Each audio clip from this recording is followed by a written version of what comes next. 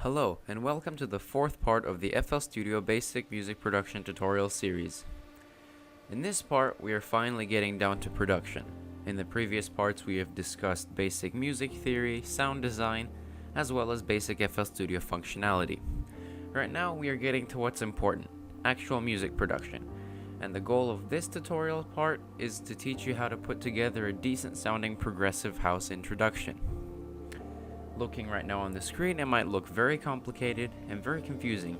However, I will do my best in order to break it down and make it easier for you to understand what is happening. To follow along with this video and to download the project file which I have placed in the description of this video, you will need a couple plugins. You will need to have Nexus, and you will have to have Leonard Digital Silent. There are other plugins which I used, however they are not necessary. They are just to get better acoustic sounds.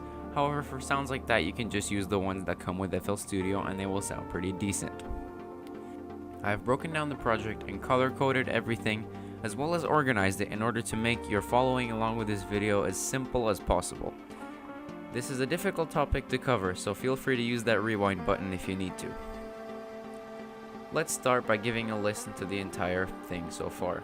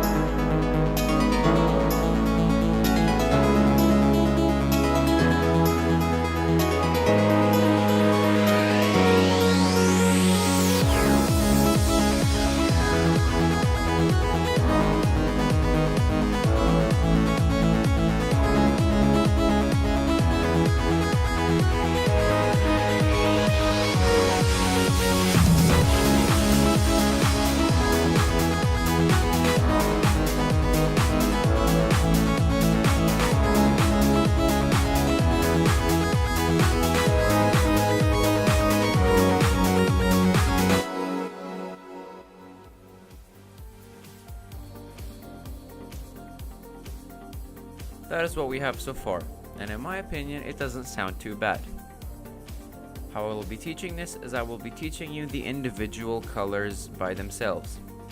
Blue represents synths, yellow represents basses, red represents percussion, and pink represents effects. This also holds true for the mixer view, which is also color-coded according to these colors. First, we will start with the synths. In order to make understanding easier, I have taken out all the automations and all the other things for now, so you can focus on the arrangement. I will explain what every automation does later on. Let's start by listening to everything without any automation added.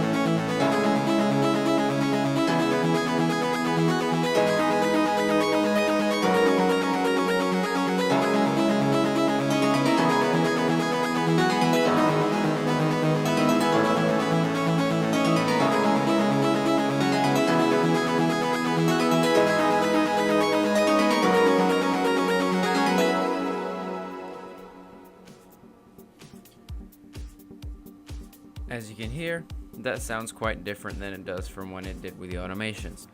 But we will get more into detail about why that is later on.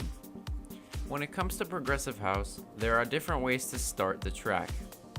You can start very slow and build upon instruments with other instruments to give it a more progressive feel, which was very common when progressive house was still very new. Or you can start all out with all instruments playing a complex arrangement and calm it down later towards the breakdown. This is a more modern approach. For me, I have gone with the olden approach. Hopefully, if you have listened to any song by Deadmau5, which was famous for being progressive house, you would have recognized a lot of the elements from this song, such as the sound design. Because of the fact that Deadmau5 chose to make his songs a lot more progressive and laid back, and then build the instruments upon each other later on, I chose to use that approach. It is very iconic with progressive house. The arrangement itself for the synths is very simple. However, the first thing that you notice are probably these reverses. When instruments are introduced, I will sometimes, in this case I did it a lot, introduce them by using a reverse. This gives the instrument a much more predictable place of coming in and alerts the listener that there is an instrument about to come in instead of placing it in out of nowhere. These reverses can be quite useful, and I will show you how to make them right now. What these reverses are essentially parts of the instrument recorded as a sample and reversed. If you add a lot of reverb on the sample when you record it, you can get these reverses. I will demonstrate how this works using the melody. Let's listen to what it sounds like again.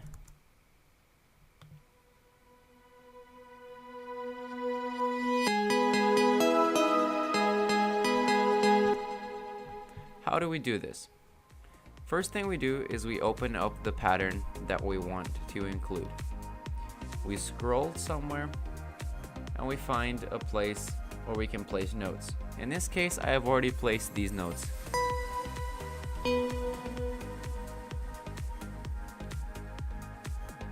What we can do is, after we have placed our notes, we can go to the place that we want to record from.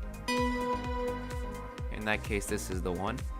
We can open up the mixer track where the instrument is assigned to. In this case, I will go here and look at the bells. Then I will proceed to click on this button down here, labeled Arm Disk Recording. After clicking on it, I can then click on the record button up here, go back to my playlist, and then simply press spacebar to start recording.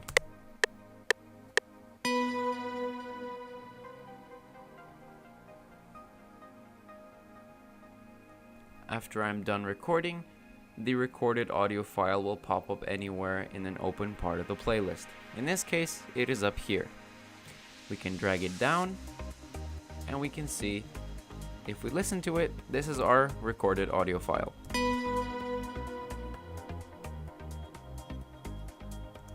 What we can now do is double click on it to bring up this menu, and we can check the reverse option. This reverses it, and now if we listen to it,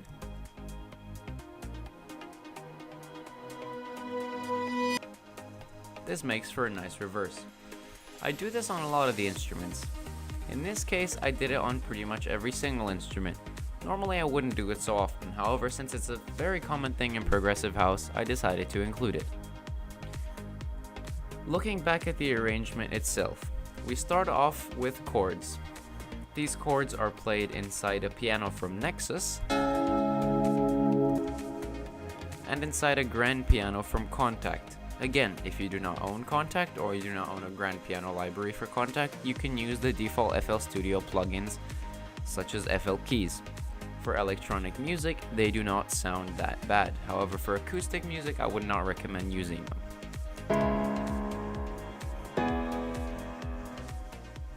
Together, they sound like this.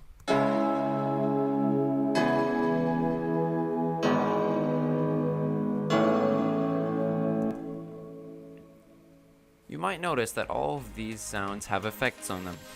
I will go over the mixing later on in this tutorial after I'm done talking about the arrangement. The chords inside of these instruments are identical. They were both made the same and they're just copied and pasted over. They were both made using the 4-3 chord method, which I discussed in my FL Studio Basics as well as my basic music theory tutorials. So if you're not familiar with this method, please do not hesitate to look at the previous parts of the tutorial. It is a very helpful method for writing chord progressions very quickly. After having created a progression, I copied it over to the other instrument, and now they sound good together. The next instrument to come in is the melody. This melody is also from Nexus. It's got a reverse leading up to it, and the melody by itself sounds like this.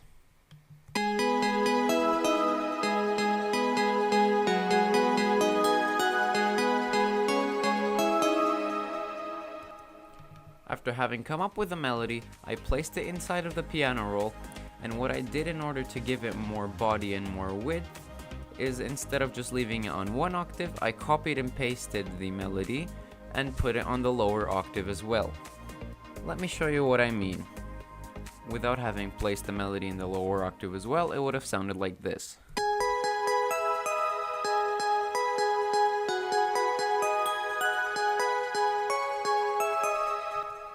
The problem with that is that it doesn't stick out too much inside of a mix.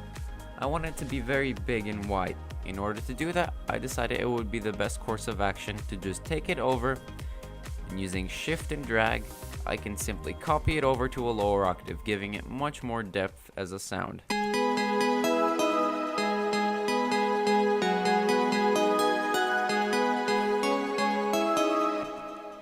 This technique of making a melody using chords is very common throughout all genres of house. It is a very commonly used technique in order to give melodies and general tunes more body, so feel free to use this as you please.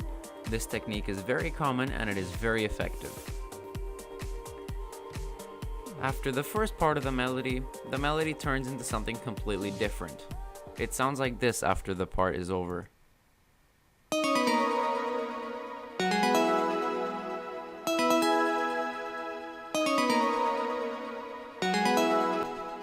And so forth. This is done to create what is known as call and response. This by itself does not sound very interesting, however, if we add the piano chords and the Nexus chords together, it generates a theme of call and response. It sounds like this together.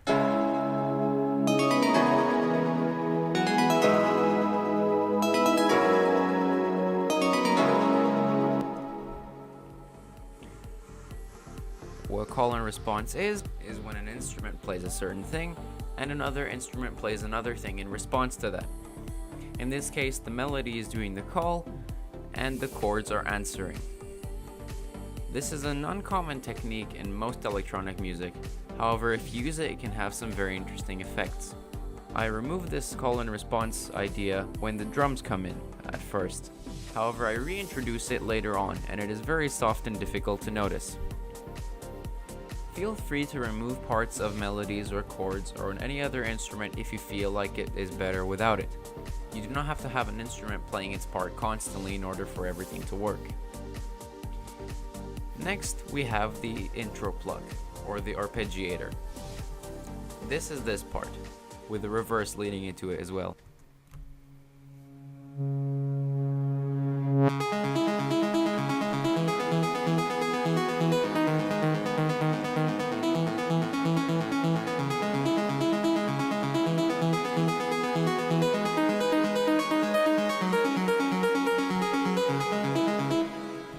And so on and so forth. Listening to it, you might be wondering, how did I possibly come up with this? This is actually a lot simpler than you might think. This entire pattern is based off of the previously created chord progression for the pianos. If I open up an empty channel in here, and I copy and paste the chord progression from one of the pianos, you will see that it is strikingly similar to the chord progression. Allow me to drag it into place and you will see the similarities. Now let's go back to the arpeggiator or the intro pluck, and you can see that for the bottom notes, for the two bottom notes, it always follows the chords. The top notes do not always follow the chords and there are small alterations. However, it would have sounded good if we didn't do alterations as well. I just felt that it sounded better, and so I chose to use different notes for the top line. Again, this was not done on any rules, just based on what I felt sounded good. This intro pluck part is mainly the melody in this part of the song. It comes in right after the chords have played 2 times around. When the drum comes in what I call the pluck layer. In order to produce more variation and give the pluck melody more strength in this section, I decided to add another layer to it. This is a layer which is playing the exact same part, however it is a different synth and it is an octave higher. This is what it sounds like.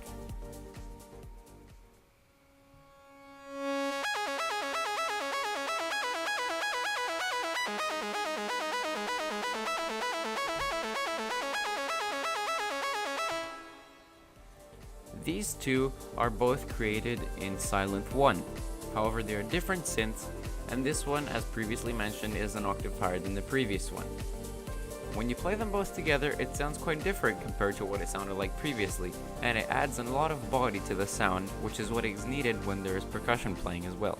This is what they sound like playing together.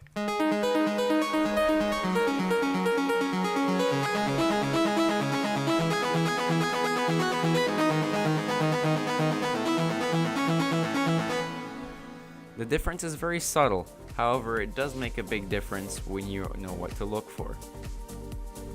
In terms of the arrangements of the synth sounds, that is everything we need to cover. Now let me show you what all of these plugin automations do. The first one is directly related to the arpeggiator. If I make it the right size, you can see this is what it looks like. Essentially what this does is it modulates the sound of this intro pluck. This automation is mapped to the cutoff of the filter inside of Silent 1, and drawing automations allows me to change the sound over time to get it to sound really progressive and really interesting.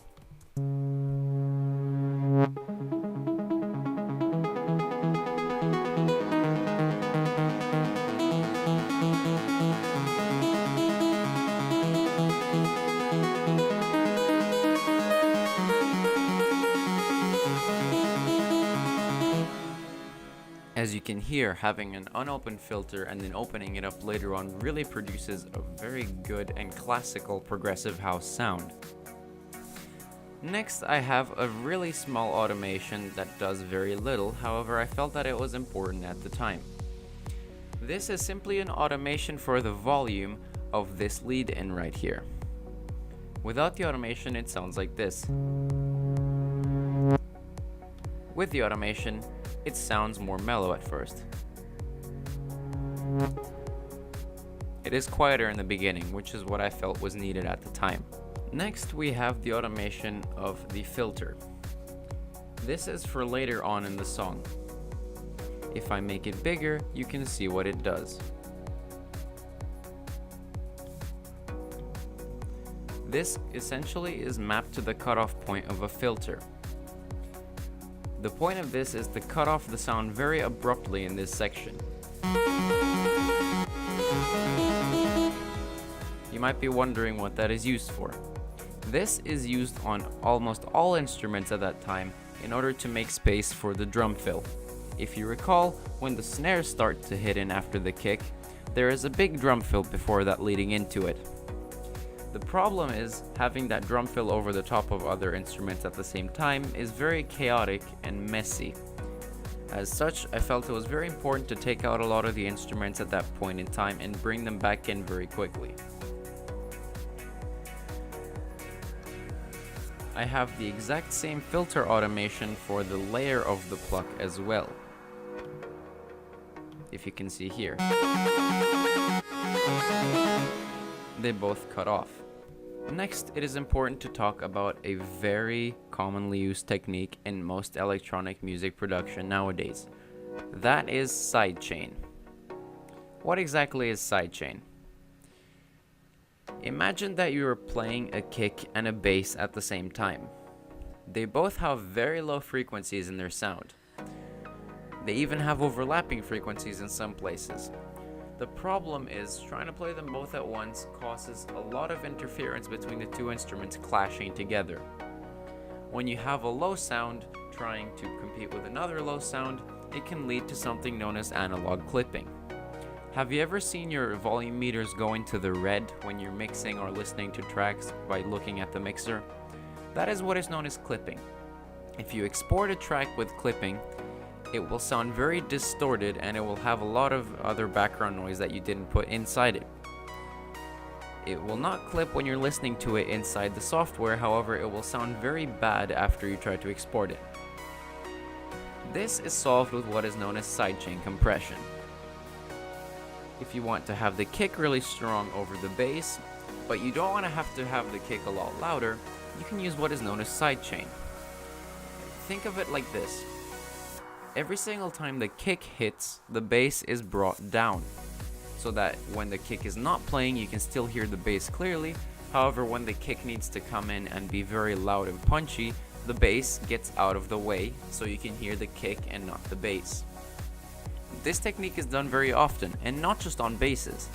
This technique can be applied on many sounds such as effects, leads, and all of that in order to give the sound a more punchy house-like feel.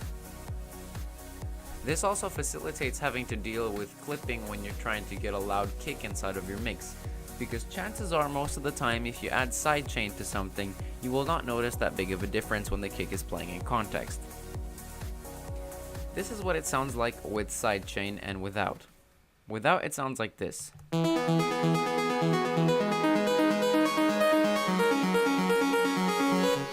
And as soon as the automation hits, it changes. Let me play you a quick preview of the previous section so you can hear the difference between sidechain and no sidechain.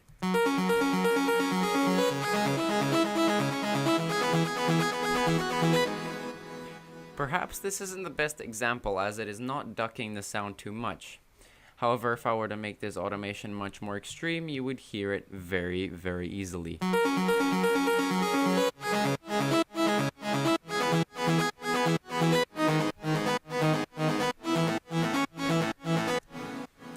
You can clearly hear that every single beat, the sound is brought way down in order to make room for the kick. In this case, on my melodies and ARPs, I do not feel the need to add too much sidechain. Where I need to add a lot of sidechain, however, is the bass area, and you will hear a lot more prominent sidechaining going on when I work on the basses.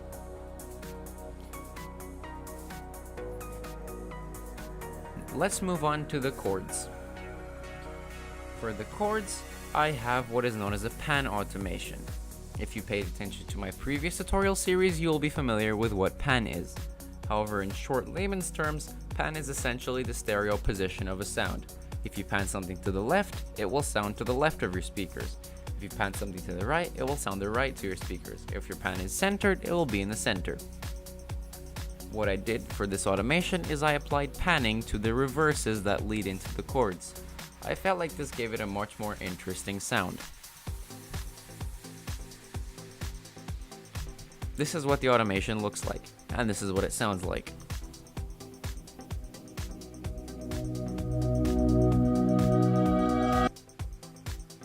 If you're listening carefully, you can hear that it goes slowly from one side of the audio spectrum to the other. How do you do this type of automation, you might ask yourself? It's simple. After assigning your desired sound to the mixer track, simply go to the mixer, find the track that you want to automate, in this case it's this one, and you can simply scroll down here to this knob. It is labeled panning in here when you mouse over it. You then simply need to right click on it and click on create automation clip. This will create an automation clip in the next available slot. Next, I added another filter cut automation so that the piano would cut off when I needed it to do so.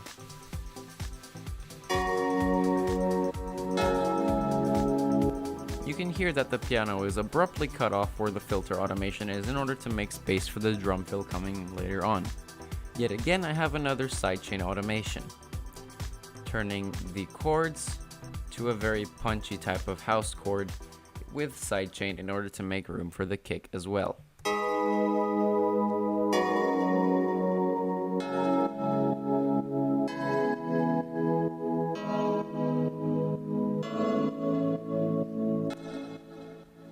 Now at this point you might be wondering, how do you sidechain?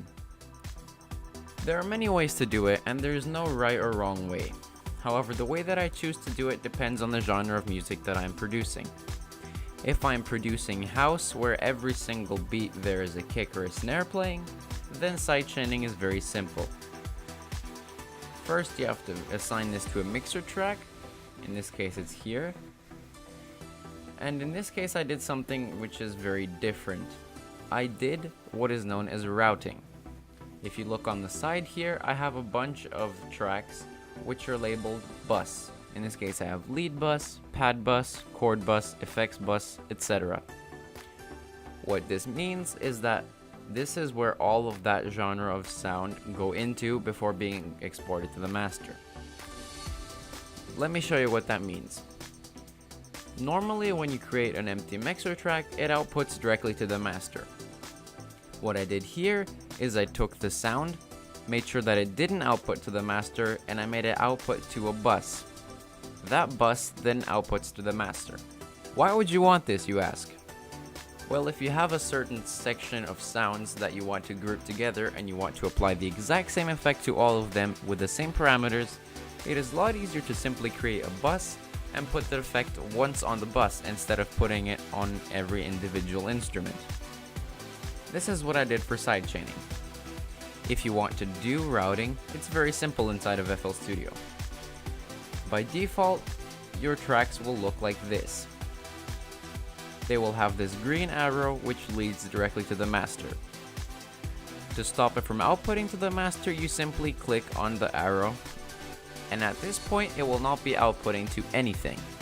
If you play, you'll see that the audio file pops up, but you will not be able to hear anything. In this case, I renamed an empty track to pad bus because this piano is a pad, and then I clicked on the arrow down here to put it directly to the pad bus. This pad bus, as an exchange, when we click on it, we can see routes directly to the master. Essentially, the sound is being sent from the step sequencer into this track, from this track into here, and from here it outputs to the master. And now we can hear what it sounds like.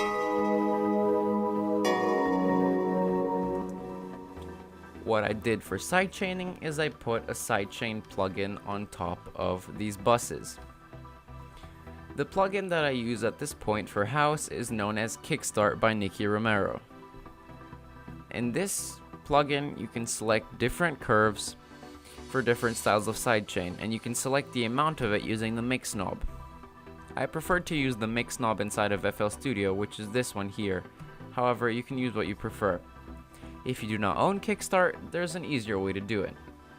You can select another plugin called Grossbeat. Opening it shows something like this. If you simply click on the pad labeled sidechain, it will pop something like this. At this point, you can hear that it has a similar effect.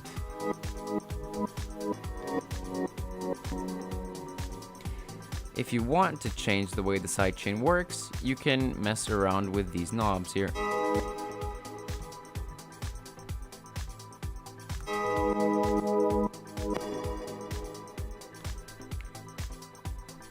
I do not recommend that you use Grossbeat for sidechaining because it is not a good plugin to use if you're not having drums that hit on every single beat. If you have more complicated drums, there's another way to sidechain, but I will not be teaching you that in this tutorial. For now, I will just stick with Kickstart. The grand piano has the exact same mappings for the automation as the previous piano. In this case, we also have a pan automation on this reverse. It might not sound like it is doing a lot, but I felt it was necessary at the time of making this track. Next, we have an automation for the filter cut, which is here. You can hear that it abruptly cuts off the sound. Lastly, we have a sidechain.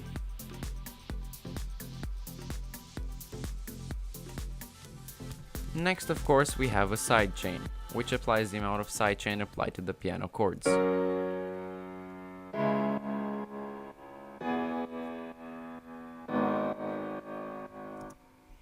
so on and so forth. Lastly, we have the melody. This melody simply has one automation which controls the filter in order to cut it off. But this is not the same cutoff of the filter that we had previously. In this case, I wanted to use a filter to create a different type of effect for this melody. I wanted it to sort of fade out as the drums come in. But I did not want to do this using a volume automation, because after having done a volume automation, you have to edit the volume levels in the automation if you want to do mixing, and I find that very frustrating. So instead, I put a filter on the mixer track where the melody is assigned, and I automated it like this. If you can hear, this cuts off the sound and acts similarly to what a volume cut would do.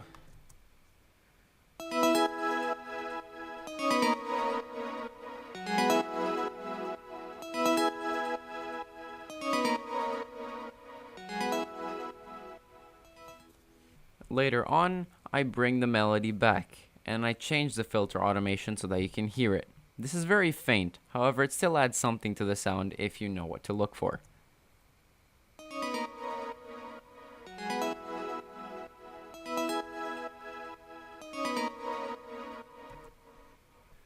Next, we move on to the simplest section of them all. These are the basses. The way this was done is quite interesting. There are two bass layers, however they are both doing different things. First, we have a sub-bass. This is used in almost every single electronic track nowadays.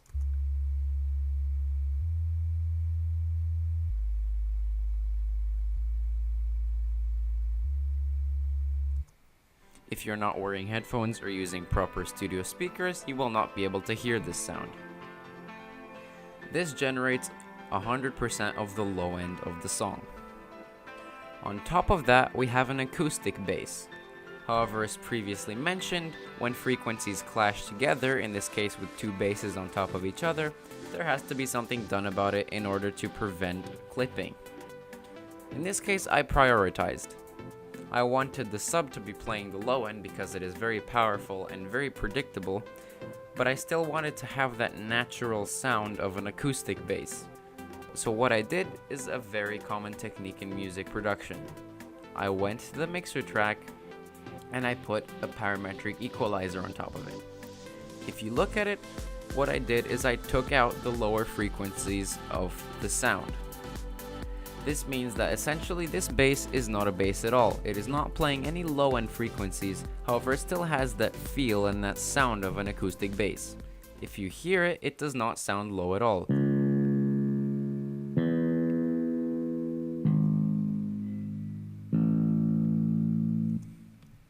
It took out all of the low end of the bass. If I disable the equalizer, you can hear what it sounds like.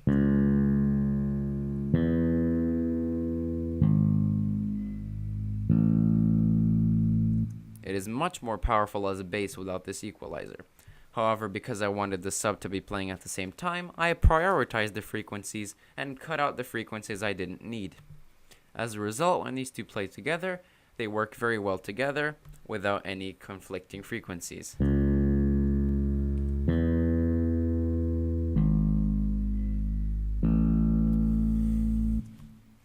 This is an approach that you should use when you mix your songs. You should always prioritize frequencies in order from importance. When you have two instruments that are in a similar frequency range, but you want both of them to be distinct or you want one on top of the other, you have to figure out how to cut away frequencies so that they do not blend together too much. In this case, I had two frequencies that were clashing, so I prioritized. I took out the ones that I didn't need, and so it led to a very low clipping sound, which has a very nice effect in the end. As you can imagine, I also used a filter automation to cut off the bass for when there's a drum fill. This is applied to both basses. Lastly, I applied a sidechain.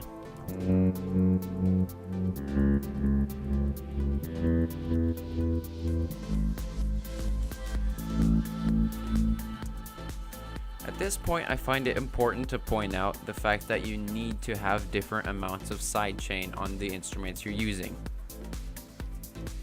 Generally on sounds that are very high, speaking in terms of frequencies, you should not use a lot of sidechain, because a little bit of sidechain will change them a lot. However, on low frequencies, you have to use a lot more sidechain. If you look at the sidechain I used for leads, if you look at the automation, it is much lower down than the amount that I use for the bass. That pretty much covers everything bass related. Let's move on to the percussion. This percussion is quite interesting. This is what it sounds like by itself.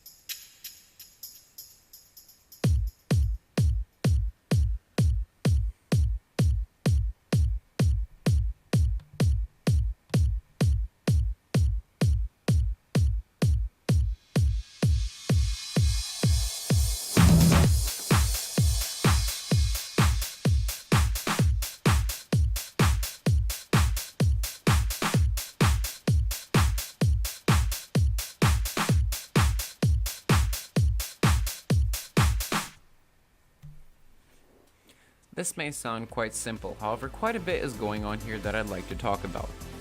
First, we start off with a simple tambourine. We have a filter on this tambourine, so at first it is very soft and is barely audible.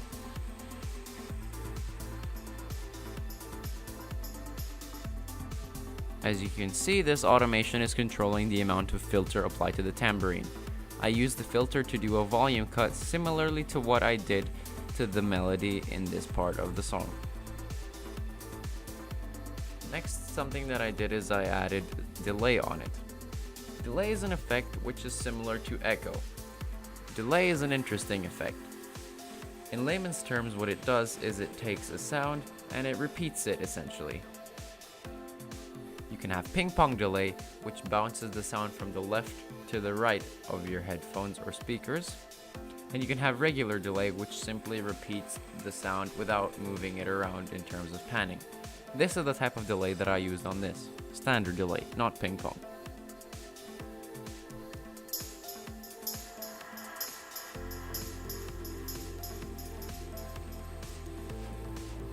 This increases by the time that the part is finished.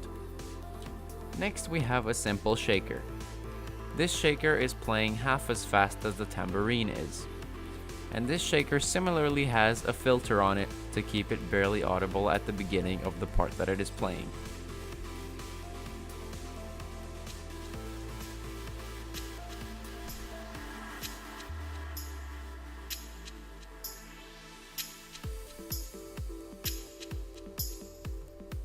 This also has delay on it. Moving on to the more important percussion. First, we have the basic, the kick.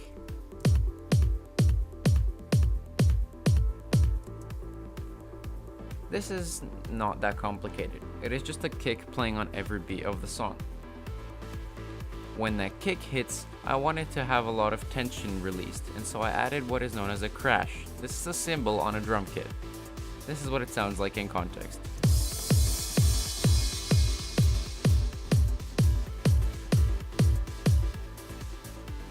I added some delay to this crash because I thought that it would make it sound much more big. In this case it did, and I'm happy with the result.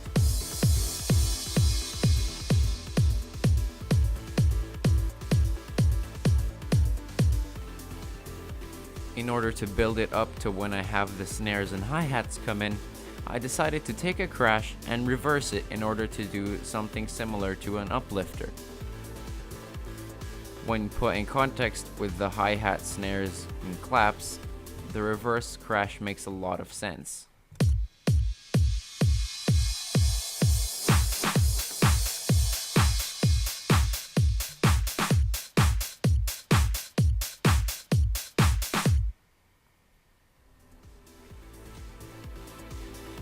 Next, we have something that is a big principle when you create your drums. When people say that they make their drums, they can be talking about a variety of things. They can be saying that they legitimately engineer their drum samples from scratch, or that they use existing drum samples and they layer them on top of each other to create new sounds. In this case, this is what I did for the snare. It is not a single snare. There are 3 different samples stacked on top of each other to produce this effect.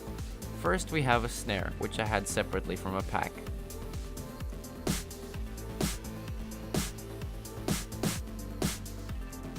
After that, I added a clap to it.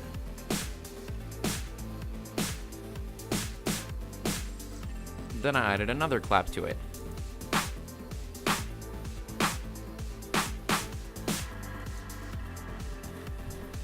Layering percussion like that can create new sounds which are interesting and use characteristics from all the samples that you use to create them. In between the kick and the snare, I just have a simple hi-hat. This hi-hat has reverb on it and is playing on the offbeat. Combining the kick, the snares, claps, the hi-hats, it sounds very good together.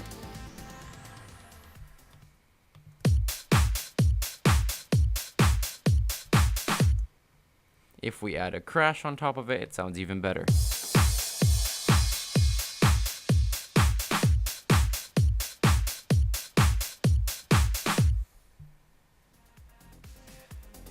Here is where that drum fill is that I was talking about previously.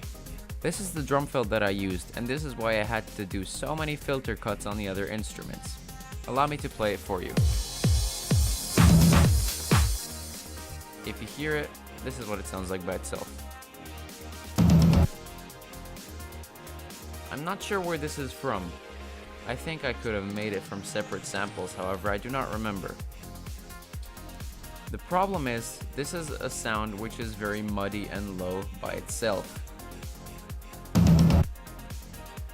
The issue is, when you want to put something like this inside of a mix and you want it to stand out, raising the volume is not what you should do. Raising the volume only makes it painful to listen to and just makes everything muddy. This is why I did the filter cut that I did on every single instrument. This took all the instruments out of the way, and it prioritized the toms here so that I can have the toms come out while the other instruments that are not needed do not have to play for that second.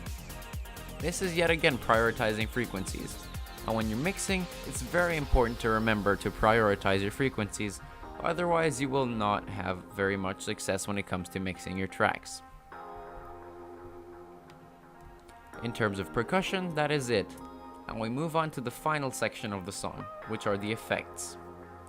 This might look like a lot, however there really is no science behind where you should add effects. It's quite simple really.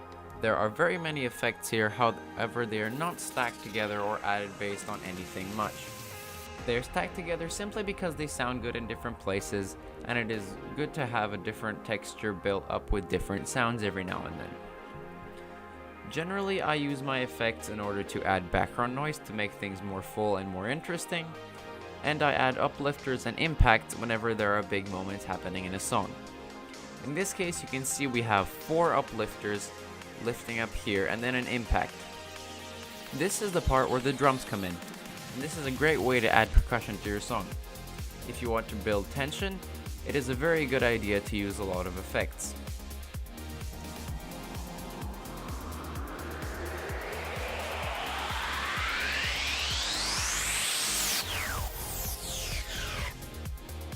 These effects can be found in Vengeance sample packs or any other place on the internet. If you're feeling brave, you can try to create your own. However, you might not have as much success as you will with downloading them from sample packs. Again, feel free to add effects to these as you please. Stack them, layer them, or just have them played by themselves. Do whatever you feel sounds right, there are no rules for this part. If you want to get creative, you can by adding different types of effects such as lasers and natural effects such as air.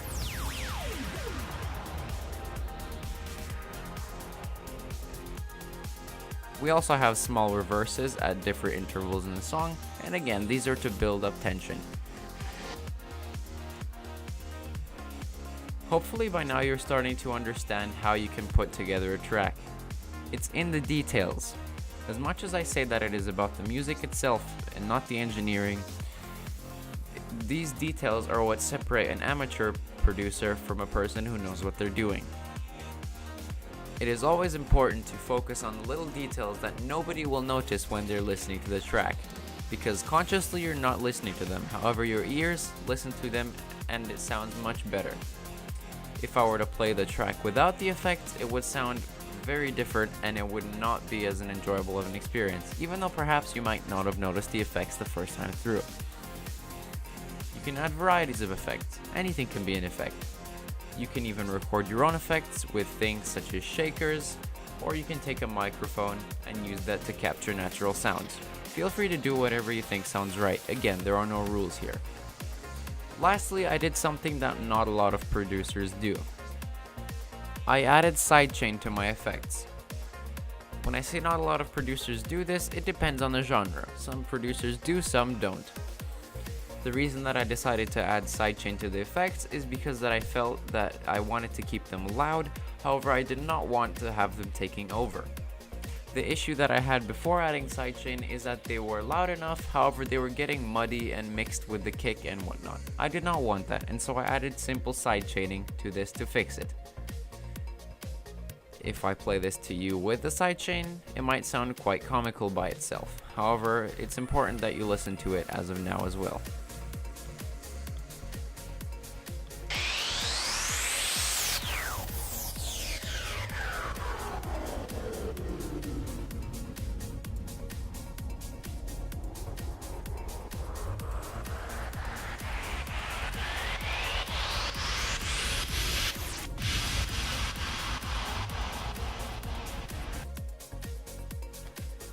A good technique to consider is to add background noise to your tracks as well. In this case, I have this loop, which is air.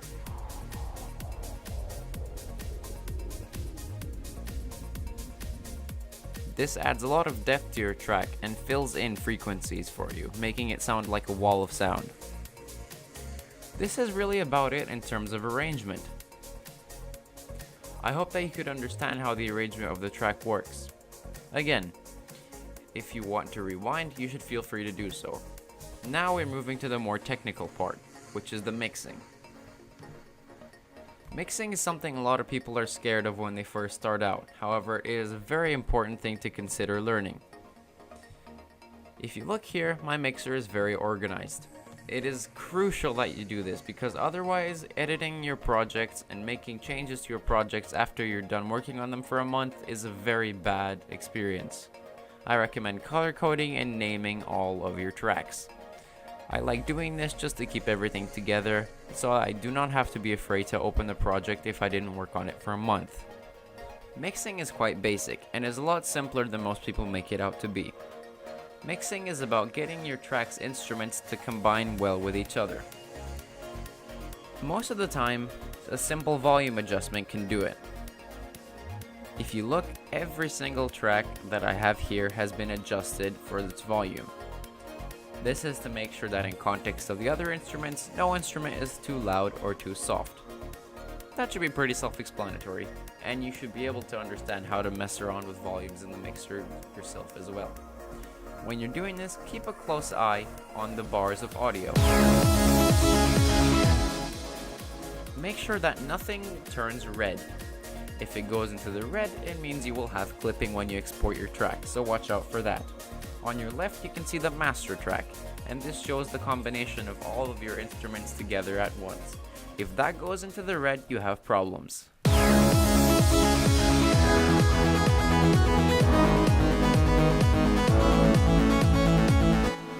Mine is significantly below red at this point. Red is when the volume level hits 0 decibels. You might think that 0 decibels is really quiet. In fact, 0 decibels is just a measurement.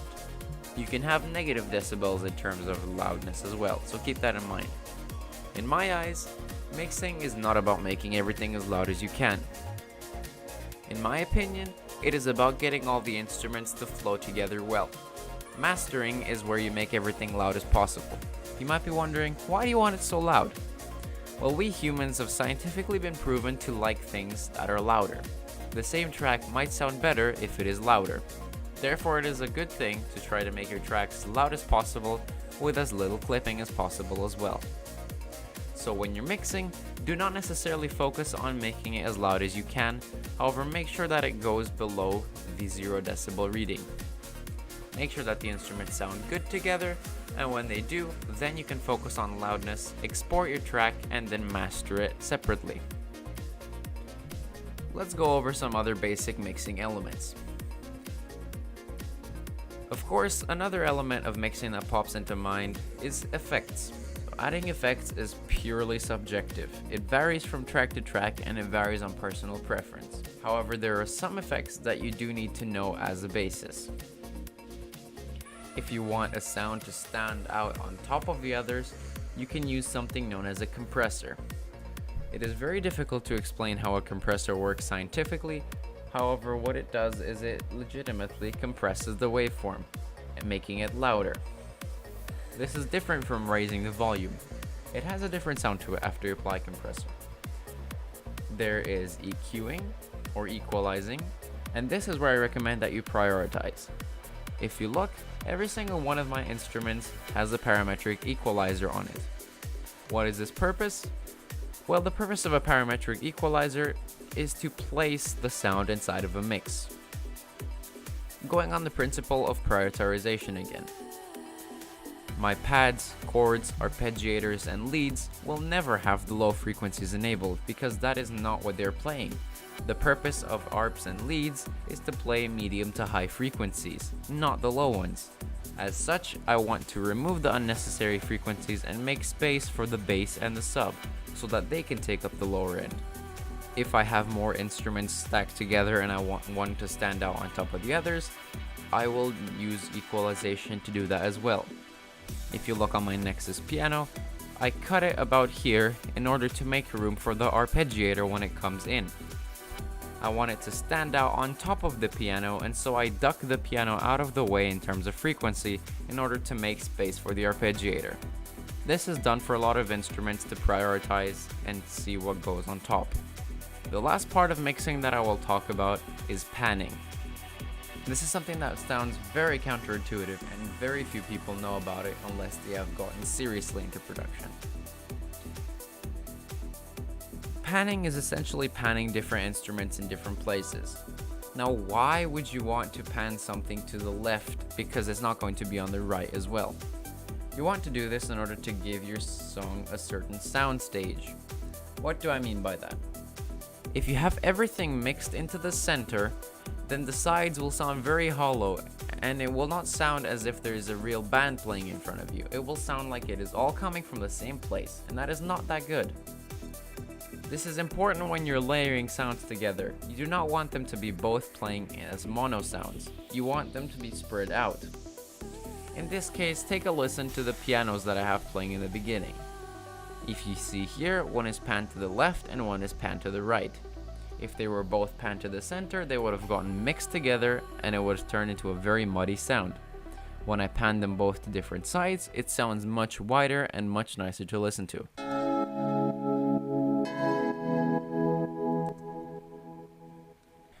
The problem is the grand piano is much softer than the Nexus piano. As such, it sounds a lot more heavy to the left side of the spectrum. To compensate for this, when the bells come in with the main melody, I have it panned slightly to the right to balance things out.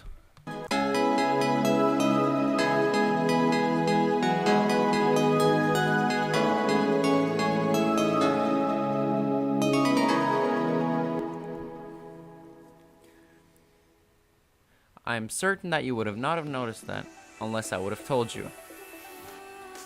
Panning your instruments is something that sounds very counterintuitive, however you should do it.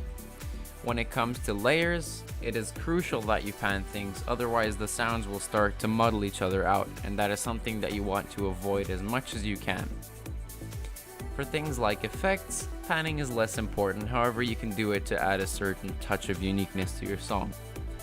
Generally, the bass and the kick of the track are mixed in the center. You should not mess around with the panning of those too much, because they are generally the lowest parts of a track and they are mixed in the center most of the time. That is just something to keep in mind. Everything else you can pan however you want. You can even pan things to the extremes like this in order to make them sound even wider. Essentially, that is the basic of mixing. You do not need to know much more than that to start mixing. This is not advanced mixing, and if you want me to go over advanced mixing, I can do so in a separate tutorial. Feel free to request that down below in the comments. For the moment, this is all that I will be teaching you in terms of mixing and arrangement. We've discussed how you can arrange a progressive house introduction, and I've discussed very briefly how you can mix your songs by panning them, adding effects, and adjusting volume levels.